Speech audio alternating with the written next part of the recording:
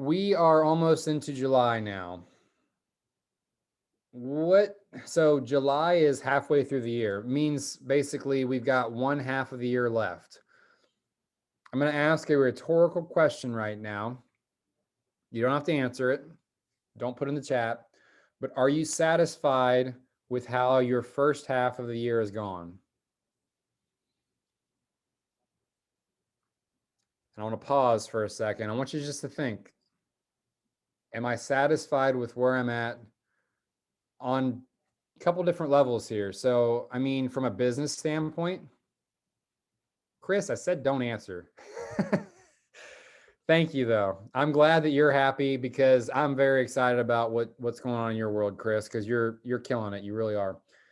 But for some of us, maybe we're not satisfied. I will say out loud, I'm not on track to meet my goals from the start of the year.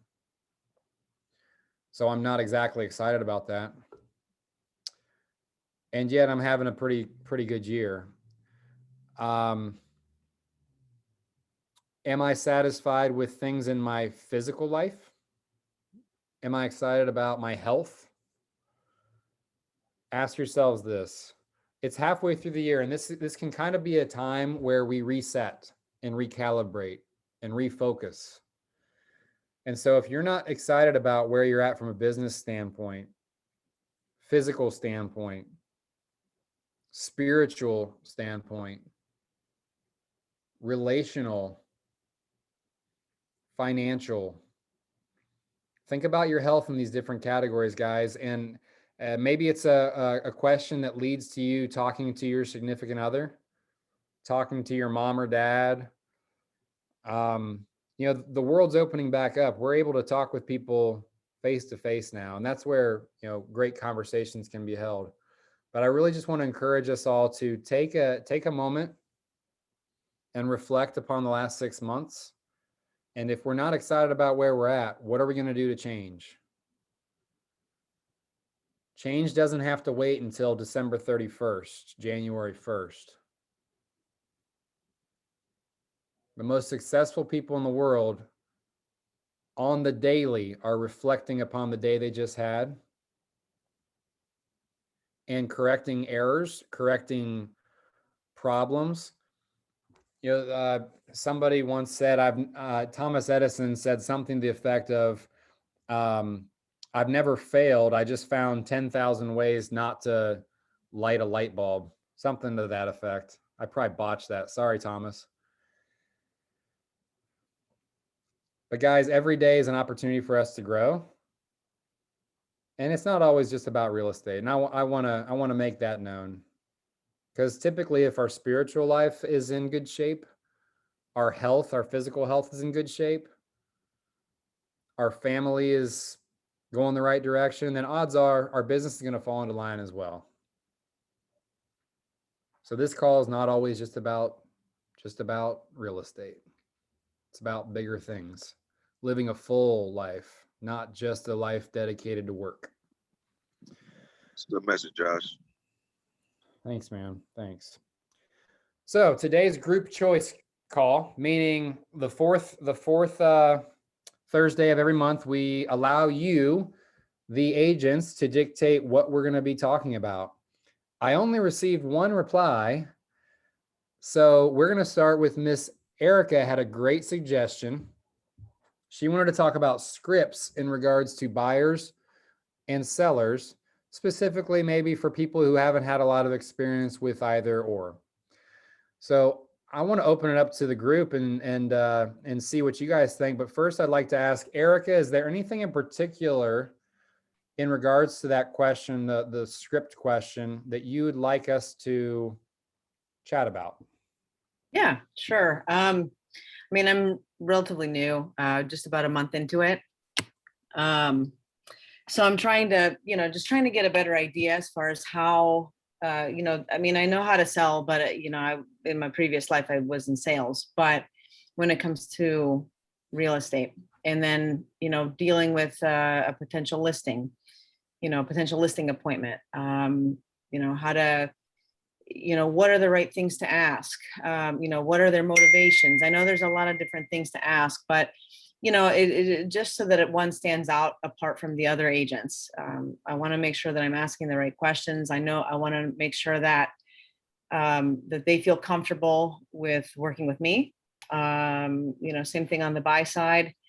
What to do in an open house, or what to do with a potential buyer that's wanting you to show them a couple properties.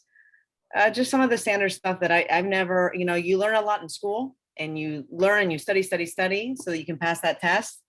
But then, applying it in real life, that's the thing that I wish that they would include also. Obviously that's more, we do that on our own, but that's what I think would be the most important, is how do you shine right away, and what exactly do you, how do you go about working with both sides of the aisle there?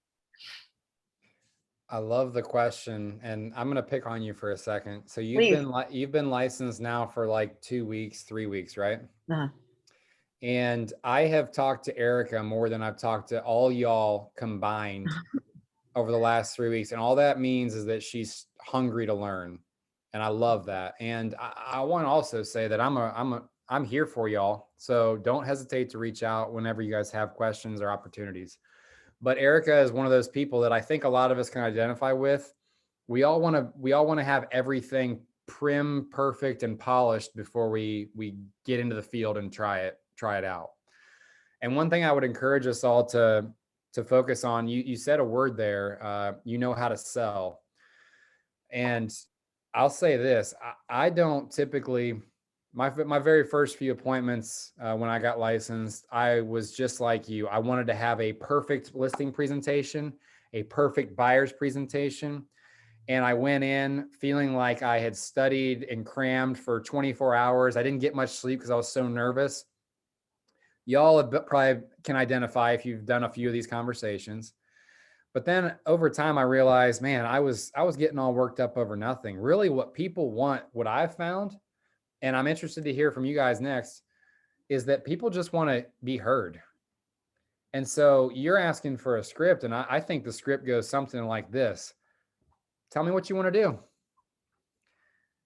Anymore, I go into listing appointments, I go into buyer consultations, and my main goal is just to ask a couple questions and listen. People will spill their guts and tell you everything that they need to know, and that is what separates you from the other 8,000 realtors out there. Because the other 8,000 realtors go in with a presentation and they talk to the client, the potential client that they're not going to get, versus you who's going to go in there and listen. Who do you think is going to get the business? The person who listens. So I don't want us to get all worked up about the perfect script or the perfect thing to say. It's more or less about you walking in there and just being a shoulder to or an ear to listen. Interested to hear some other points of view on this. Anyone who wants to talk, jump in. Let me unmute here. I wish that I would have saw your text message earlier today, Josh, because I would have sent you something. I've been in video conferences all morning, and by the time I saw it, it was like 10 minutes before this meeting, and I didn't want to send something to you with no notice.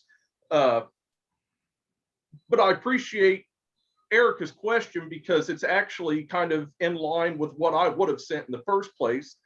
I've started rolling out my social media like business pages, and within 5 minutes of rolling out my Facebook page and sending some invites out, I got 2 really good leads, both of which I have phone calls with right after this coaching session. And so these are my first like really good leads, one of which I think is going to follow through. And what I would have liked to have asked is just kind of like, how do I go about, because he's going to want me to sell his current house. He wants to downsize. And then he also wants me to help him find a new place to purchase. So it would be a sale and a purchase with one of them. And he's probably the most serious lead, but I'm just wondering, with this being my first lead, how do I direct him to the broker to kind of get a listing set up and all of that stuff? That's first off, that's awesome. Congratulations. You're doing so when I sent you that 30, 60, 90-day list, I know you're doing those things because you're getting immediate results. Great job. And you don't actually set them up with the broker. You can handle everything. Okay. And this does tie in really well to Erica's question. Like what would a good script be? So let's say you get on the phone. Does anybody have any recommendations or any suggestions for Jerry? The beginning, you got to be open and honest with them. If you're new in the business, you got to talk about the team you're part of. You know, a lot of times they're afraid of dealing with a brand new agent. I always tell people, you know, I'm with Co-Wings Excel. We have over 100 and some odd, you know, and you put the numbers out there, and I've got, you know, my team. And again, this is something that you put out there for them, is you want them to understand that you have other people behind you to help you out. Because again, new agents, it's so hard for somebody to want to be able to trust us right off the bat. But again, it's selling yourself on who you are. But again, open and honest with them. If somebody asks you a question that you don't know, you know what? I don't really have an answer for that, but let me talk to Josh, or one of the guys on my team, and I'll get the answer for you, and I'll get right back with you. Does that work for you? The biggest thing about it is you just want them to feel comfortable with you. If your seller or your buyer you guys don't match, it won't work. You know, you got to win them over first. That's why I always ask them. I don't go right into business. I'm always asking them more about the personal. Well, so why are you downsizing? Oh, I'm going to move to Florida. Well, we're in Florida. You know, if you're on Zoom calls, look behind them. If they've got a picture of Key West behind them, you know, bring something up about it. You got to identify their surroundings. And that's the biggest thing. In sales, I first identified the sales surroundings that I was walking into. And I take those points of fact around there and I put them into the conversation. So I love what you're saying, Casey. Jerry and Erica, you guys are probably good with people. You're probably good with building rapport. That's what we want to do at first, is just get to know them or get caught up on what's happening in their lives. Like Jerry, the question that I would probably ask first is, hey man, I got your message and I'm really excited for you. Tell me a little bit about your situation. And that's going to open up Pandora's box of a million different rabbit holes that you can go into. But ultimately, it starts with one question. And that's the script right there. You know, they may go down the line of saying, so tell me what the steps are like to list my home. And at that point, you know, that's when you can kind of do a really rudimentary script, which is basically say, well, first thing I want to do is walk through your house, make sure that, you know, we're on the same page for what needs to be done. We'll list it in the MLS. We'll have showings, get it in contract, inspection, appraisal, closing. If you know that much, then you're going to sound like a pro. When in all honesty, you may not know the steps required within each of those things, but you're just sharing at a very high level. Get your foot in the door with walking through the home on a listing. So Erica, to answer your question on the listing side, your goal is for that phone call or that conversation to lead to stepping foot in their home. When you have that opportunity, you'll have more of a chance to do a little research and preparation before you actually walk in.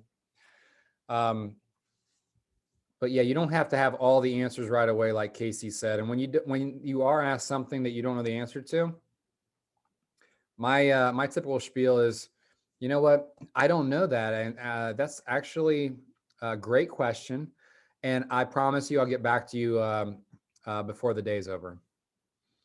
People will respect that, like Casey said. And I'll be honest, and I've shared this before, I've only had one person ever ask me how long I've been doing this. So I don't think that it'll come up. And Jerry, the guy knows you're new. He messaged you off of your post. So it's an open book test. He trusts you enough to set the appointment with you.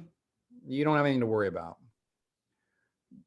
Yeah, he reached out to me because he is nervous about selling his home and he's nervous about working with a real estate agent that he doesn't know. And we're old high school friends. We've been out of touch for a long time, but I think he felt comfortable reaching out to me because he knows me from years past. And because of that relationship that you have, you're going to be able to ease his fears. Just say, listen, I know you're nervous about selling right now. It's a big life change, but I promise you, you're doing it at the right time because the market is in great shape and you're going to make top dollar. Normally, when you say that little sentence, people are going to be like, oh, relieved. Okay, cool. Well, I'm in good hands because this person can relate to me and talk me off the ledge, essentially.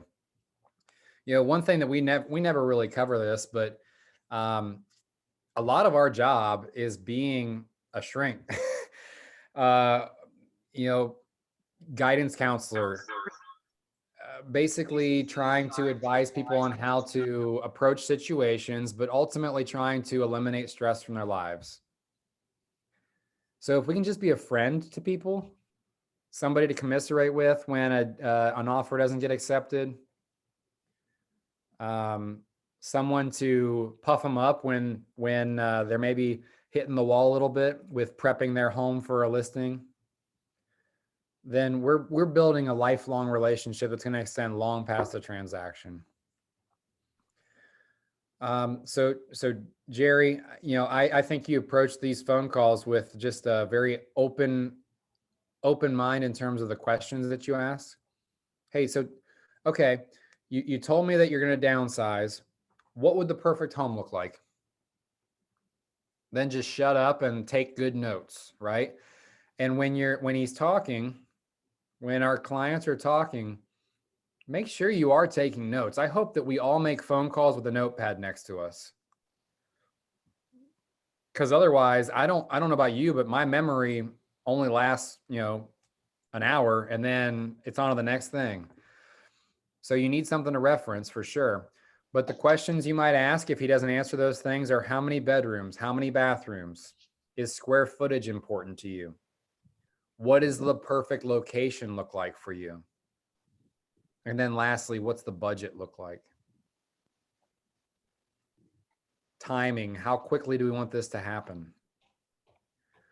Those are questions that you're putting the pressure on them. They need to know the answers to those. That you can't answer those things for them.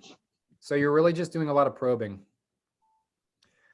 And then as you get all this information, well, great, here's what I'm going to do. Here's what next steps look like. First, I'm going to send you over a couple of lender recommendations. You don't need to have those people's names right now. I can actually forward them to you after your call if you want. Next thing I'm going to do is I'm going to set up a search for you in our MLS, and you'll automatically be emailed those listings as soon as they hit. In addition to that, you know, let's schedule a time for me to walk through your house so that we can get it ready to list. You know, if you walk away from a call with just a couple go-dos, you're going to sound like you got your stuff together. You know what the heck you're doing, and there's no new. You're not new. You're well experienced. You're like a well-oiled machine. At least that's what the perception's going to be. Yeah, Chelsea. I was just going to ask if I could butt in real quick. Sorry. I was just going to say, I mean, exactly that. Like, don't act like you're new. Just have the confidence when you do speak to clients. And if you have all of the knowledge that you can answer at least most of their questions without having to say, you know, I'll have to get back to you on that, or, you know, all of the time. Obviously, there will be times. But anyway, just confidence. And how Josh said, you know, nobody ever really asks. I actually got asked for the first time last Friday at my closing. It was at closing. So, I mean, we got through the whole thing and she never asked, and she did just in conversation. Well, I'm not going to lie to her. You know, I have no reason to. And her response was the best compliment. She said, I never would have guessed that you weren't a seasoned realtor. So you can fool them, so to speak. Good job. Good job, Chelsea. And congratulations on that closing. Great job. Thank you. Does anybody else have any other insight for Erica or Jerry?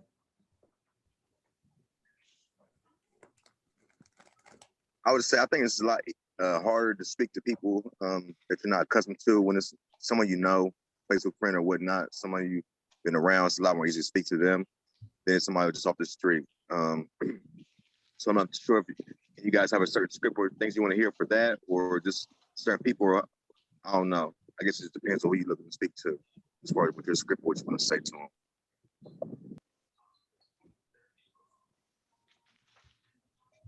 I would say that it's probably more for new people that I don't know. I mean, I have a lot of good family friends, contacts from my previous business world. I know how to talk to them. I just, wanting to make sure that, kind of put them at ease. I mean, I have the confidence to do it. I just want to make sure that, I'm at least a little bit more knowledgeable. So. I mean, one thing I've used before is I learned off YouTube. I use a script where he would say, "Hey, let's just when you going door knocking, hey, I'm real estate agent. Well, you haven't told him, but just say, hey, let's say you got your dream job today, or you hit the lottery. Have you thought about where your next home would be at? Or if you have, do you have a realtor that you'll be willing to work with? Just go from there." That's something I use. That's good. The dreams thing. Yeah, so that there's an acronym that we've talked about before in coaching that you probably haven't, neither Jerry or Erica have probably used before, but it's called the FORD acronym. So and this can apply to anybody at any time of day. It's a small talk mechanism. And some of us are good at small talk and some of us are terrible at small talk. But if we use this acronym, it's really easy. So family is what F stands for. I'm going to type this in the chat. So FORD stands for family. So you ask the person, ultimately, when you pick up the phone for the first time with a new person, I always like to say, hey, tell me a little bit about yourself. Let's get to know each other. And one of my scripted lines is, for me, real estate is more about a relationship, not just one transaction. So I'd like to get to know you. Let's spend a little bit of time talking about you. I'd like to spend a little bit of time introducing myself, and then let's get into business. And that goes a long way. So FORD, family. Tell me about your family. Oh, you've got kids? How old? Oh, are they in school? It's little things like that go a long way and that open up doors. Oh, it's occupation. What do you do for a living? Oh, no kidding. How long have you been there? Do you like it? All these questions, again, they're open-ended. They can go on forever. R, recreation. What do you like to do for fun? What are your hobbies? So like Alex and Abel, you guys were just in one of my appointments where we got to know each other a little bit. And this is just how I approach things anymore, because I find it hits every spectrum of life. Yep. And then lastly, dreams. So what Jason was referencing there was, hey, dream big. If you hit the lottery, what would be your dream job, or where would you live? Dream house. That's cool. Any great vacations planned? Like that's kind of one of those dreaming things. So FORD, write that down and use it in your everyday life. If you go to a party and you're used to being a wallflower, but somebody comes up to you, this is the conversation you can have. FORD.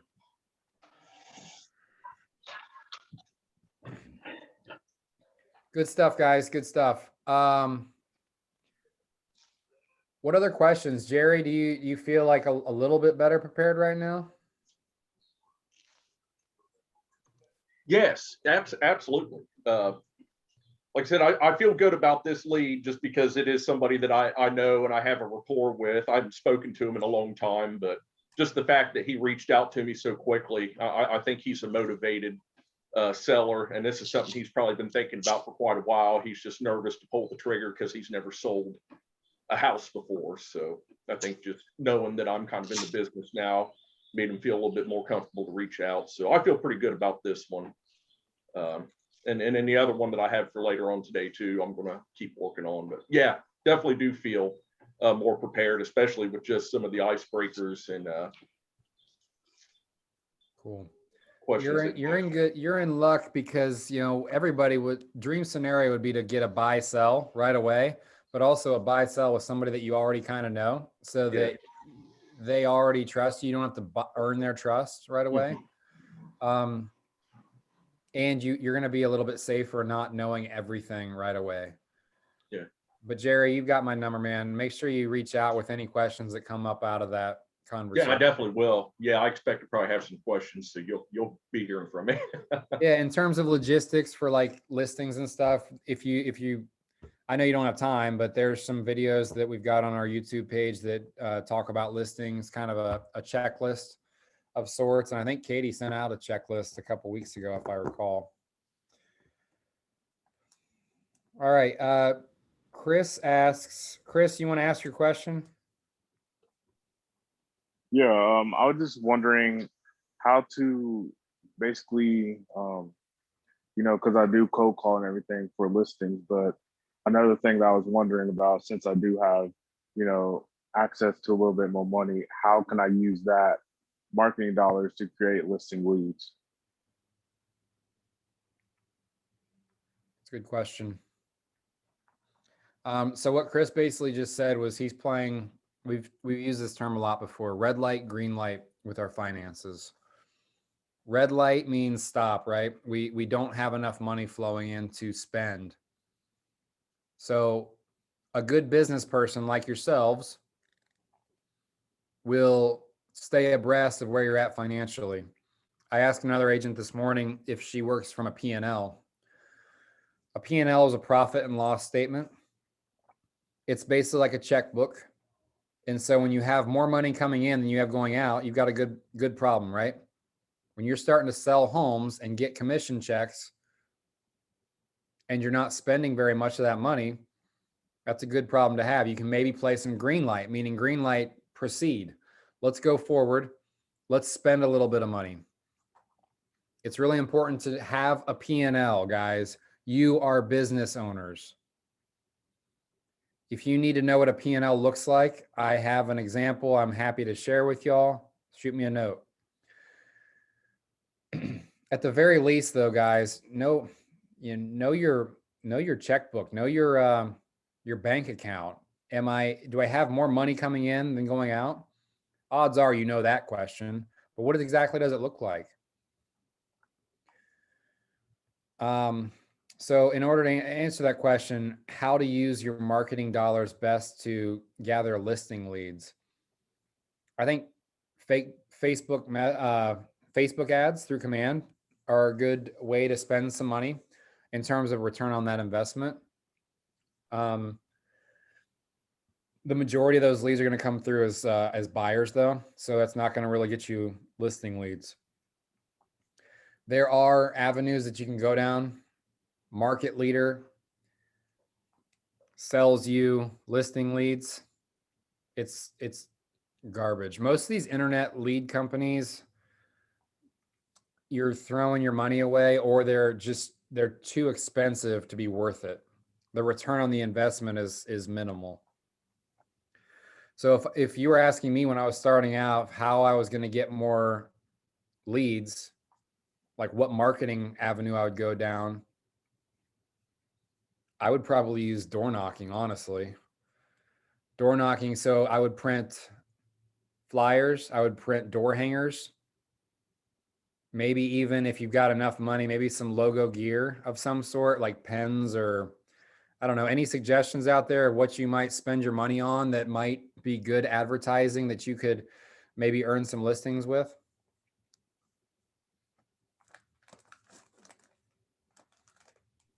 So I grew up. So I grew up in this neighborhood that I'm in now, and I see a house that is really in a really bad shape.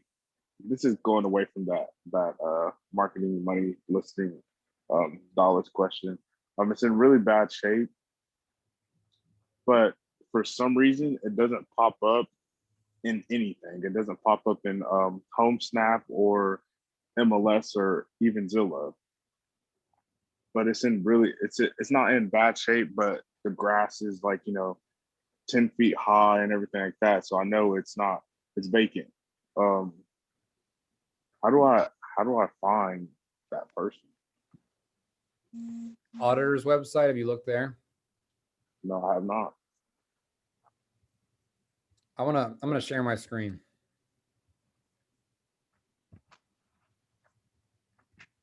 Who here has played with the auditor's website? I've used I it have. before. You can find a lot. Yeah, I think we might have referenced this a couple weeks ago, but if you go to like Franklin County Auditor and you click on real estate, and Jerry, this would be good for you like before your call to get a good sense of what that person is working with in terms of their home, if you don't already know.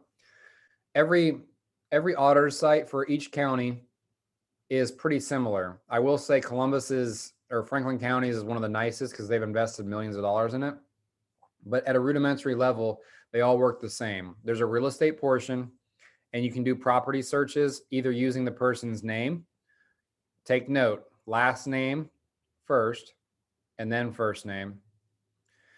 Or you can search by address. Chris, do you happen to have the address? Yep, 1 second.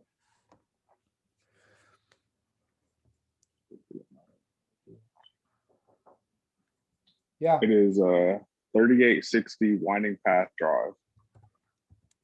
3860 Wind, and you don't have to put the whole name in there. So here we go. It's owned by Iwagoshi Pia. You see, I know him. That's crazy. I didn't know he owned that house, bro. Well, there you go. Old Iwagoshi's got that house, and it'll tell you everything about that house, okay, in terms of how much they paid for it. This is what they paid for it, 2006. You can learn how many bedrooms, bathrooms, square foot, taxes, et cetera, et cetera. You also can get a sense for what the home looks like if you've never been in that neck of the woods before. So as you're getting leads for listings, that's a pretty darn nice house looks like. Yeah, it's like the grass is like to a point where you can't even barely see the porch. So he hasn't been there for a while. So what you're talking about right now is what we call driving for dollars, right? You're driving around town and you're noticing vacant or properties that are distressed. And when you can learn who the owner is, you can then reach out to the owner and see if they'd be interested in selling it, because obviously something's gone awry. Other opportunities for driving for dollars would be dumpsters out front, people doing renovations on their home, lots of contractors out front, like, hey, why are you doing this renovation? Maybe it's because they're ready to move. Lots of trash on the curb, meaning they're getting ready for something. Why are they cleaning out everything? Things like graduation posters out front. Those are good ones because maybe the family's ready to downsize now that the kid's out of the house. Good stuff. So now y'all know the auditor site. So each county has a different auditor site. So if it's Franklin, Fairfield, whatever, they're all going to have something similar to this. Thanks. Good question. Hey Let's Josh, jump to- Yes. can I ask a question? I'm having my first open house, or I'm doing an open house for someone in the office on Sunday. And I'm a little nervous just because it's my first time. I'm not nervous about showing the place, or I'm going to do all the research on it before I show up. But if I do have a buyer that comes in and doesn't have an agent and wants to make an offer, all the offers have to be in by 8 a.m. on Monday morning. Who do I call if I have questions? I mean, I've played around with the system enough, but like if I have to put a contract together, I kind of want somebody to look over it. To help Josh, me out. call Josh. Call Josh. Yeah. Okay, Yep. is that a problem? No, that's why I'm here. Okay, I'm here for y'all, all of you, every single one of you, even those of you who aren't licensed yet. I'm here for you with any questions. I want to make sure that you have the answers as quick as possible. And odds are I've probably got some resources that you can use to prepare for that. okay, thanks. No problem. I'll, Kathy, after this call, I will try to send you over an email or two with some resources that can help prepare you. Okay. Guys, And I I don't want think to, I'm I do gonna- want to, real quick, I want to talk about open houses for a second. Whenever you guys have the ability to do an open house, y'all, especially new agents, we really should try to get into as many open houses as possible. Meaning us holding the open house. Nicole and Chelsea, I know, have success stories. Lisa Mitchell has success stories of getting clients from open houses. Chris Weatherly has some success there as well. Chris is just, he's totally revamping his lead gen process. You know, he's not putting all his eggs in the open house basket. He's also doing some cold calling, but he's basically diversifying what he's doing in order to generate leads. And I love that strategy. Open houses are one of the top ways to get new clients because it's people that have already raised their hand by walking through that door saying they're interested in maybe buying a house. And a lot of the time they are not represented by an agent. So it all goes back to that initial conversation we had with Scripps. Hey, tell me a little about yourself. Boom, that question right there as a person walking through the open house starts to answer that as building rapport, building relationship to the point where your next question is, well, hey, have you been looking for houses long? Because if this one's not the right one, or even if it is, I'd be happy to help you. So I'm Josh, glad, Kathy, that you raised your hand and said, yes, let me help. Chris had an opportunity this weekend as well and took it. So as you guys get text messages from me, they're not my listings normally. They're other agents in the market center. And I just want to give you guys first shot. Yes, Chelsea. What's the name of the app? That's great to have to, is it Open House Pro or Open Homes Pro for them to sign in? Yeah. Hey, Rock. I'm ready. I think it's Open House Pro. It's a free app that you can get on your iPad or laptop. And as you are at the open house, it captures everyone's data because they have to input their name, number, email, and if they're working with a realtor already.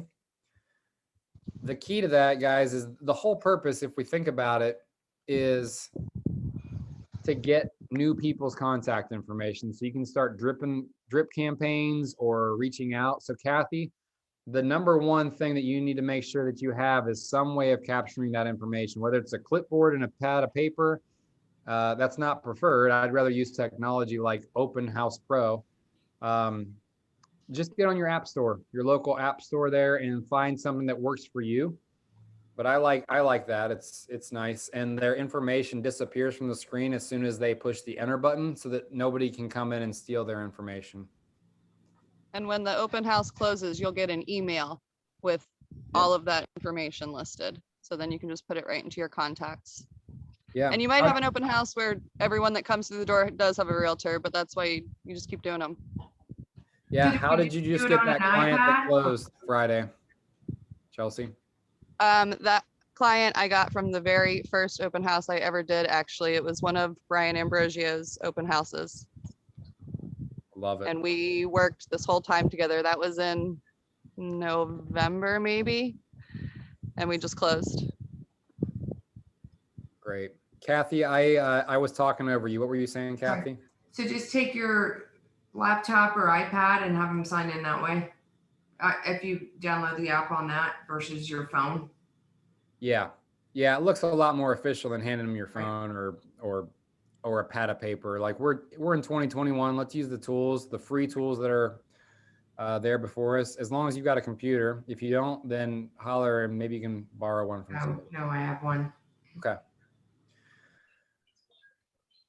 Very good. You'll do great, Kathy. I mean, you're very personable. I'm not worried about you either.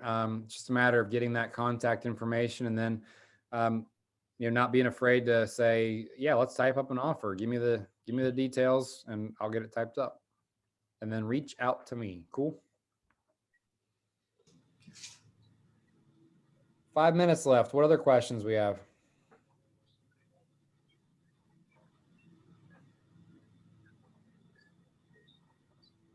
Where do y'all be buying your flags for open houses?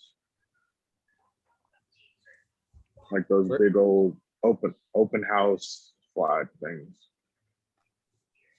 The internet. I keep seeing car wash ones. Type in open house flags on Google. You'll get 1,000 different options.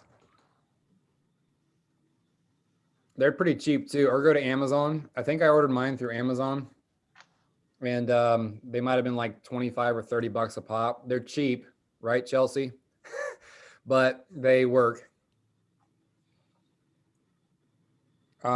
If you don't want to afford that, if you can't afford that, then just get balloons. Go to the Party Source or Party City or whatever, or go to Walmart and get one of those little tiny helium tanks.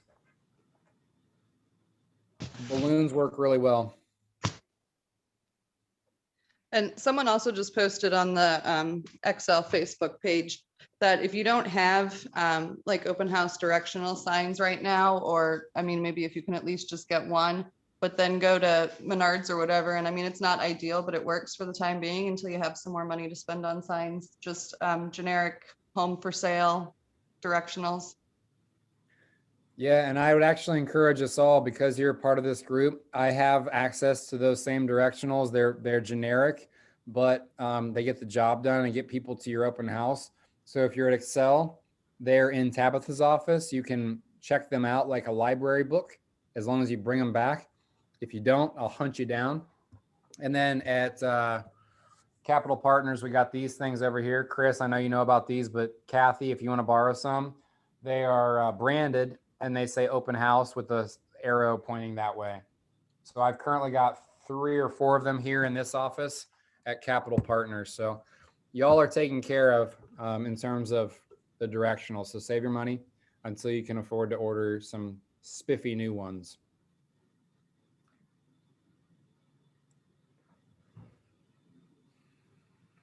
Three minutes. Any other questions, comments, concerns, ideas, anecdotes, jokes?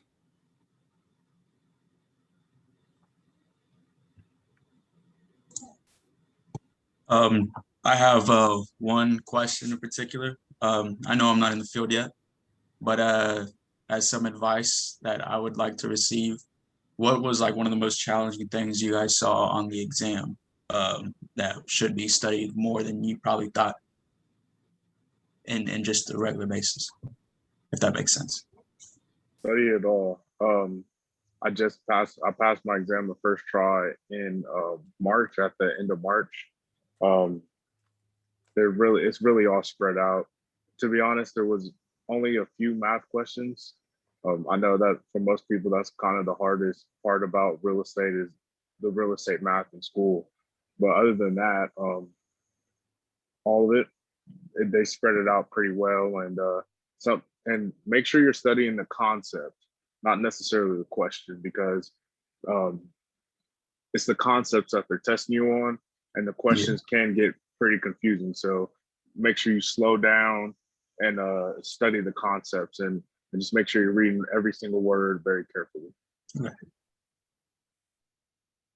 I took the first grammar last week, and I saw how they try to like word things a little differently.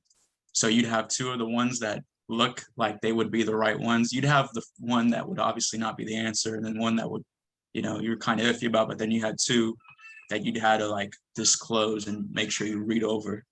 And I guess the teacher disclosed very well, like what are some like red flags, like what would be, most likely wrong, and what would like keywords you should look at on the question, and try to reread the question 3 times if possible. So yeah, thank you. That's a great question, Abel. Thanks for asking. We've got another couple people who are relatively fresh. Amanda, you said something earlier in the chat.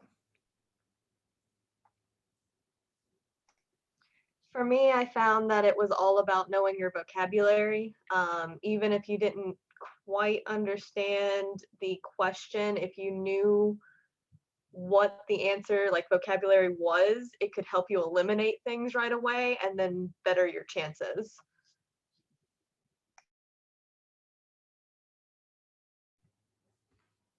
Cool. Thank you guys for participating. Thank you all for what you do. I know you're out there trying to make business happen. And for Alex and Abel, thanks for being aggressive with your learning and trying to get ahead of all these other yahoos trying to get licensed. Good job. And thanks for participating, guys. And I will see y'all next week. We have 1 week left in our contacts contest. So somebody, please, everybody, please get your 100 contacts, please. I want to see you be successful, and 100 is a magic number. Josh, Thank y'all. reminder to talk to Josh for me. What? Reminder, no worries. Just a reminder to talk to Josh for me. I got you. Thanks. All right. See you, everybody. Peace out.